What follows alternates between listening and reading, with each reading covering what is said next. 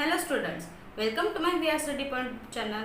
Today we are going to learn subject SST of class 8 and this is a part of geography and the lesson is natural resources water. Okay, geography का ये third lesson है natural resources water. ये इस lesson का part 2 है. ठीक है, इसके पहले हमने पार्ट 1 डिस्कस किया है. उसमें हमने कुछ पॉइंट्स डिस्कस किए हैं वाटर के बारे में, कुछ जानकारी ली है जो नेचुरल रिसोर्सेस हमारे लिए क्यों इम्पोर्टेंट है, वो सारी चीज़ें हमने इसमें डिस्कस की है. अब हम इस लेसन का जो पार्ट 2 है उसमें कुछ पॉइंट्स जो बाकी जो बचे हुए पॉइंट्स है उसके बारे में हम जानेंगे. ओके, तो इसमें हमने देखा था कि रिवर वैली प्रोजेक्ट्स है ना, मतलब रिवर वैली के कुछ प्रोजेक्ट्स हमने देखे थे कि कैसे कैसे पानी को जमा करने के लिए जो प्रोजेक्ट्स बनाते हैं, है ना. उसमें आज कुछ प्रोजेक्ट्स हम उसमें डिस्कस करने वाले हैं. तो पहला जो है वो है डैम.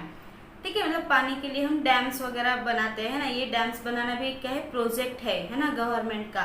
तो डैम्स जो है, डैम का जो स्ट्रक्चर जो कंस्ट्रक्ट होता है पानी जमा करने के लिए, स्टोर करने के लिए, उसमें अलग अलग टाइप के इरिगेशंस किए जाते हैं और कुछ जनरेशंस होते हैं, हाइड्रोलॉजिकल पावर और कुछ फ्लड कंट्रोल भी उसमें किया जाता है.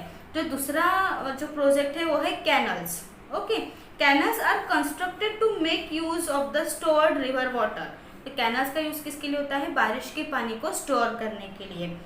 Inundation canals are hollows dug out on the both side of the river to store flood water during the rains. मतलब बारिश के पानी से जो बारिश का पानी जब उसमें जमा होता है तो अगर वो पूरा भर जाता है तो जो कुछ बचा हुआ जो पानी है वो फ्लड होता है उसमें से, तो वो कैनल्स के दोनों साइड से वो बहता है और वो जो पूरा पानी है वो रिवर के साइड में वो बहता है और वहाँ पे वो जमा होता है.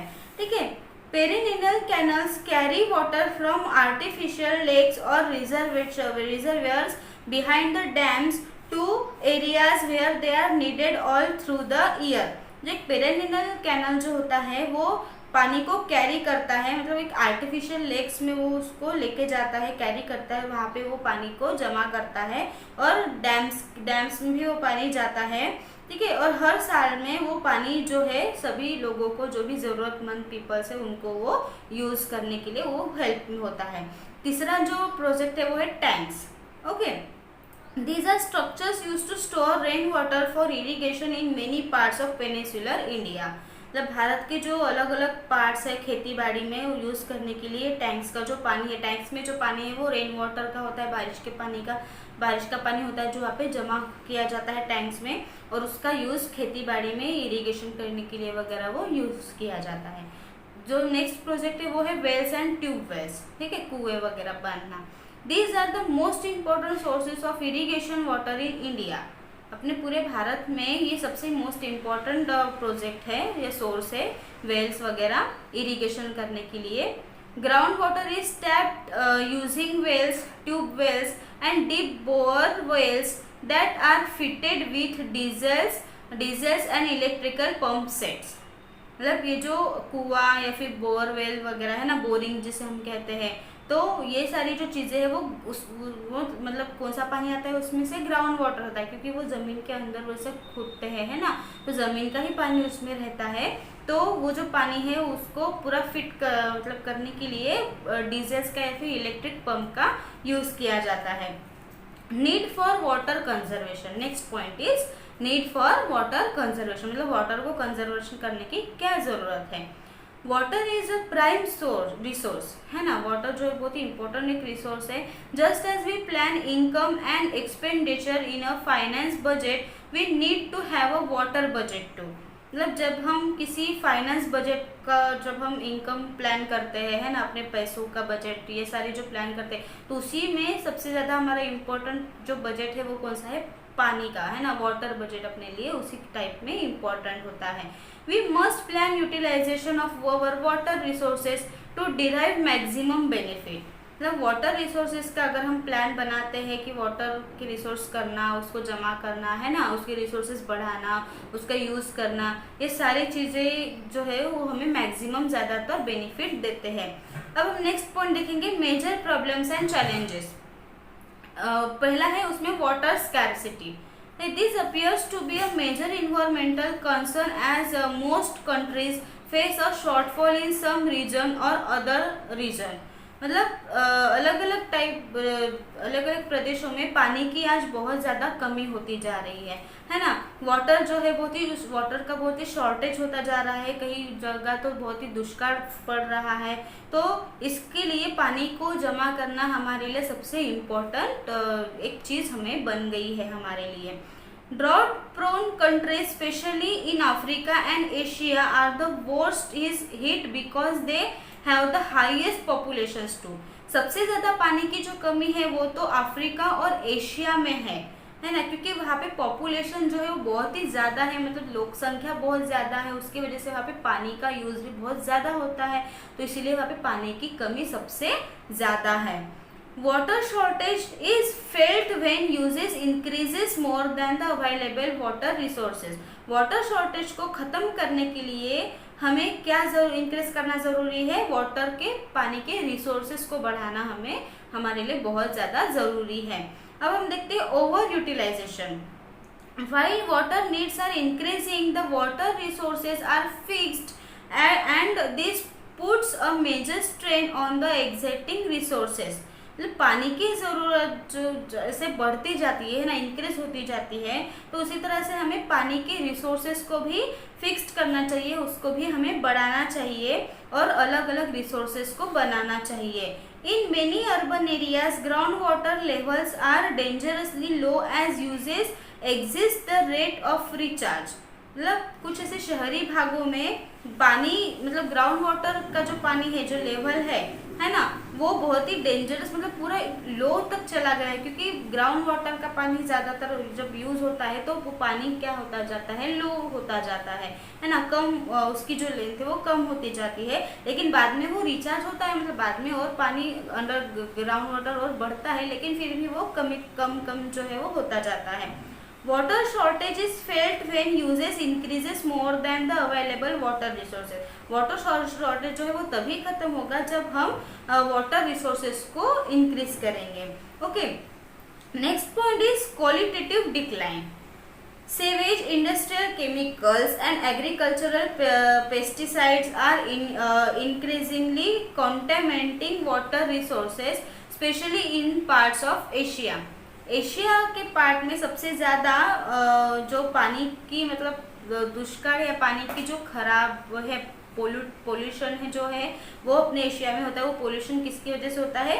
इंडस्ट्रियल केमिकल्स की वजह से, है ना, एग्रीकल्चरल पेस्टिसाइड्स की वजह से पानी जो है वो खराब होता जाता है, फिर वो पानी के जो रिसोर्सेस है वो ख़त्म होते जाते हैं। और अफ्रीका में भी ये सारी चीज़ें होती है, अफ्रीका एंड साउथ अमेरिका में भी सबसे ज़्यादा ये सारी जो चीज़ें हैं पोल्यूशन होता रहता है। Often the impurities in drinking water far exceed the permissible limits. तो इसलिए जब पीने के पानी का जो यूज़ है वो ज़्यादातर लिमिट में मतलब वहाँ पे होता है, क्योंकि ज़्यादातर पानी तो ऐसे कारखानों में है ना, और कुछ ऐसे अलग मतलब खेती में वगैरह यूज़ होता है, तो पीने के लिए पानी जो है बहुत ही कम लिमिट में वो हमें अवेलेबल होता है। नेक्स्ट जो पॉइंट है वो है हाउ टू कंजर्व वाटर। पानी को किस तरह से कंजर्व कर सकते हैं?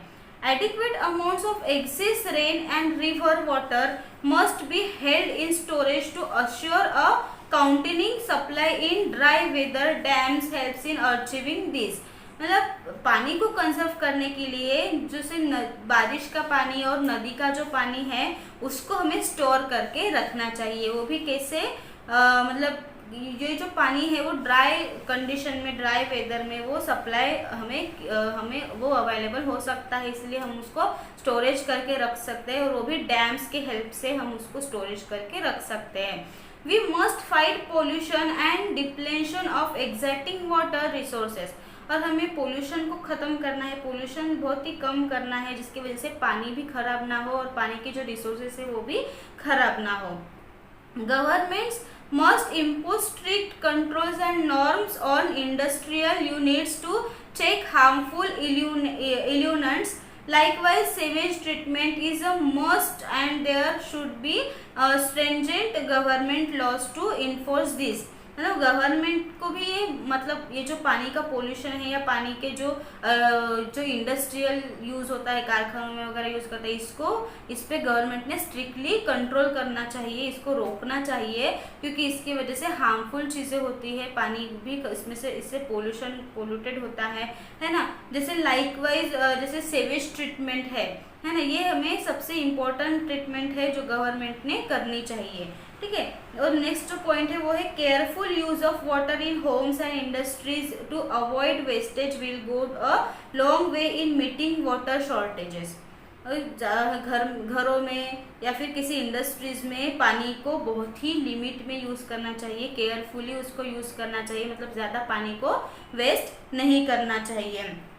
Recycling water for washing cars, watering plants and domestic uses can help reduce water shortage in our immediate environment। और पानी की रिसाइकलिंग करना, जैसे कार को धोना है ना, जैसे लोग गाड़ियाँ वगैरह धोते हैं पानी से, वो पूरा पानी क्या हो जाता है, वेस्ट हो जाता है। उस तरह प्लांट्स को पानी देना, डोमेस्टिक यूजेस के लिए पानी है ना, ये सारे जो पानी है वो वाटर को रिड्यूस करने के लिए वो हेल्प करता है, मतलब शॉर्टेज होता है उसकी वजह से पानी का बहुत ही ज़्यादा शॉर्टेज हमें होता है। नेक्स्ट जो पॉइंट है वो है people must look at ocean water as an additional source.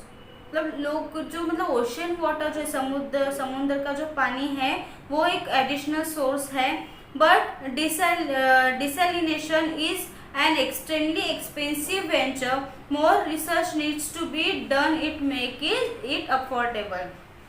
तो ये जो मतलब डिसैलिनेशन मतलब समुद्र का पानी कैसा होता है, खारा होता है ना, उसमें सैलाइन होता है तो उसकी वजह से वो खारा होता है। तो अगर वो पानी अगर हमें यूज करना है तो उसको पहले डिसैलिनेशन करना पड़ेगा, मतलब उसका जो खारापन है उसको खत्म करना पड़ेगा। तो इसके लिए मतलब ये जो क्रिया करने के लिए बहुत ही महंगी है, बहुत ही एक्सपेंसिव होता है इसको ये काम करना, तो इसलिए हमारे लिए क्या है, अफोर्डेबल नहीं होता है।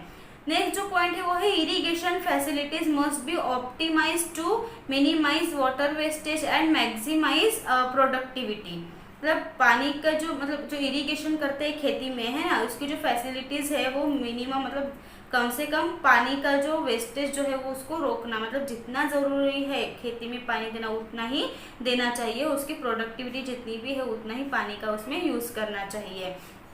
और लास्ट जो पॉइंट है वो है ground water aquifers must be followed to recharge so that water resource do not get exhausted. मतलब जो ग्राउंड वाटर है, जमीन के अंदर का जो पानी है वो उसमें मतलब एक लेयर होती है जो प्रीवियस रॉक्स, मतलब उसमें जो पत्थर वगैरह बने होते हैं ना जो पानी को होल्ड करके रखते हैं, तो उसको हमें रिचार्ज करना बहुत ही ज़्यादा ज़रूरी होता है, क्योंकि उसमें भी कुछ पानी जमा होता है ना। तो वाटर रिसोर्सेज जो है वो एग्जॉस्ट हो जाते हैं उसकी वजह से। Often reforestation schemes go hand in hand with water conservation as trees allow for better recharge of ground water. मतलब कुछ ऐसे जो रिफॉरेस्टेशन है, मतलब जैसे जंगलों में पेड़ पौधे जैसे होते हैं, तो मतलब जैसे स्कीम है रिफॉरेस्टेशन की, तो अगर उससे हम वाटर कंजर्वेशन कर सकते हैं, है ना। और ट्रीज को भी हम इसमें अलाउ कर सकते हैं, जैसे कुछ बेटर रिचार्ज उनसे मिलता है ग्राउंड वाटर का।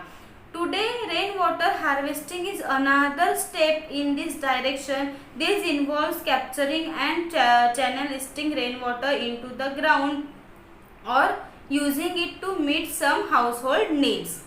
सबसे इम्पोर्टेंट जो चीज़ है आज के काल में पानी को बचाने का वो है रेन वाटर हार्वेस्टिंग, मतलब बारिश के पानी को क्या करना, जमा करना है ना, उसको स्टोर करना, ये सबसे इम्पोर्टेंट है, जिसकी वजह से हम वो बारिश का पानी भी हम अपने घरों में वगैरह उसको यूज़ कर सकते हैं किसी भी काम के लिए। और इसी तरह उस पानी का रीयूज़ भी होता है, क्योंकि बारिश का पानी तो ऐसे ही नीचे गिर के वो ऐसे बह जाता है ना। तो अगर उस पानी को हम स्टोर करेंगे तो वो पानी हमें किसी भी चीज़ों के लिए हम उसको यूज़ में वो हम उसको ला सकते हैं। ओके, तो स्टूडेंट्स ये लेसन जो है नेचुरल जो वाटर का जो ये लेसन है, ये लेसन नेचुरल रिसोर्सेज वाटर, ये लेसन यहीं पे ख़त्म होता है। अगर इस लेसन में आज इस पार्ट 2 में हमने जो भी टॉपिक्स जो डिस्कस किए उससे रिलेटेड अगर आपको कोई भी डाउट हो तो आप मुझे कमेंट बॉक्स में ज़रूर पूछें। Thank you.